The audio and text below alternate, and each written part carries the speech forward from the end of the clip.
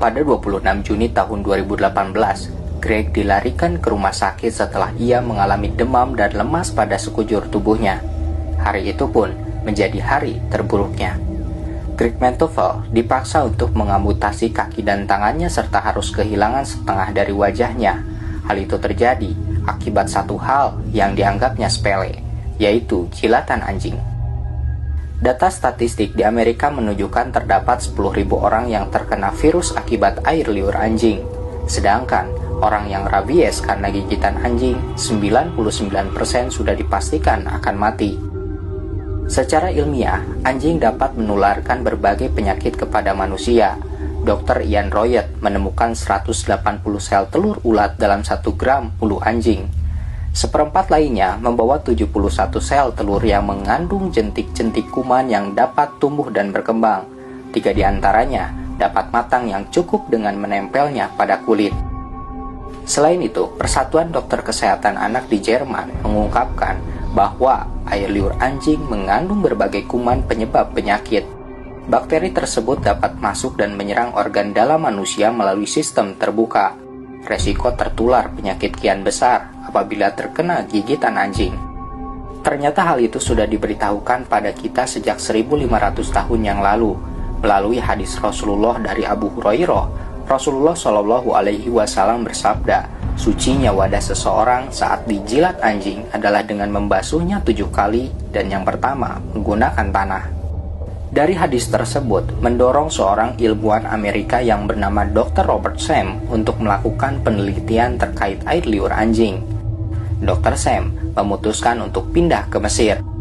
Suatu hari, saat dia sedang bersama dengan teman-teman muslimnya sedang membahas seekor anjing, ia diberitahu bahwa di dalam Islam tidak diperbolehkan untuk memelihara anjing karena air liurnya najis. Teman-temannya pun memperlihatkan sebuah hadis bahwa Nabi Muhammad berkata, jika terkena jilatan atau air liur anjing, maka segera bersihkan 7 kali dengan air dan yang pertama dengan tanah. Setelah mengetahui hadis tersebut, Dr. Sam sejenak terdiam lalu dalam pikirannya bertanya-tanya, jika ada alat atau benda yang terkena jilatan anjing, mengapa harus mencucinya 7 kali dan diawali dengan tanah? Bukankah mencuci dengan air saja sudah cukup? Lalu, mengapa Muhammad memerintahkan membasuhnya dengan tanah? Karena rasa penasarannya tersebut, akhirnya ia pun mulai melakukan penelitian. Awal mulanya, ia mempersiapkan sebuah wadah yang sudah terkena air liur anjing.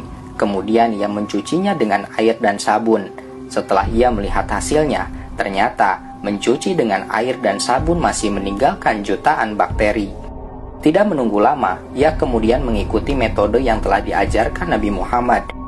Dan benar saja, setelah wadah tersebut dicuci oleh air 7 kali, diawali dengan tanah, hasilnya benar-benar mengejutkan. Tidak ada sedikit pun bakteri yang tersisa. Pertanyaan baru muncul dalam benaknya, jika pada abad ke-19 baru ditemukan bakteri oleh ilmuwan Prancis Louis Pasteur, lalu mengapa Muhammad dapat mengetahuinya lebih dulu sebelum ilmuwan modern menemukannya? Selain itu, lalu bagaimana tanah dapat menghilangkan bakteri? Menurut ilmu kedokteran modern, tanah diketahui mengandung 2 materi yang dapat membunuh kuman-kuman, yaitu tetraselin dan tetarolit. 2 unsur ini digunakan untuk proses pembasmian sterilisasi beberapa kuman. Eksperimen dan beberapa hipotesa menjelaskan bahwa tanah merupakan unsur yang efektif dalam membunuh kuman. Bahkan, Anda akan terkejut ketika mengetahui tanah kuburan orang yang meninggal karena sakit aneh dan keras yang Anda kira terdapat banyak kuman karena penyakit tersebut, ternyata para peneliti tidak menemukan bekas apapun dari kuman penyakit tersebut di dalam kandungan tanahnya. Menurut Muhammad Kamil As-Samad, tanah mengandung unsur yang cukup kuat menghilangkan bibit-bibit penyakit dan kuman-kuman. Hal ini berdasarkan molekul-molekul yang terkandung di dalam tanah menyatu dengan kuman-kuman tersebut, sehingga mempermudah dalam proses sterilisasi kuman secara keseluruhan.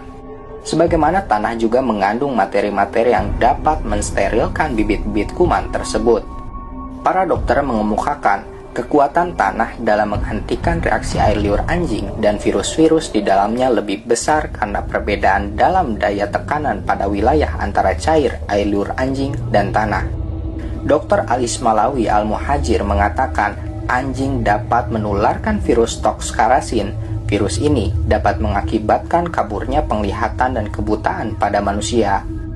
Dr. Sam setelah melakukan penelitian mendalam tentang ajaran Islam dan memahami siapa Nabi Muhammad, ia berkesimpulan bahwa Nabi Muhammad bukan hanya utusan Tuhan yang membawa wahyu, tetapi apa yang disampaikannya pun mengandung kebenaran untuk menyelamatkan manusia.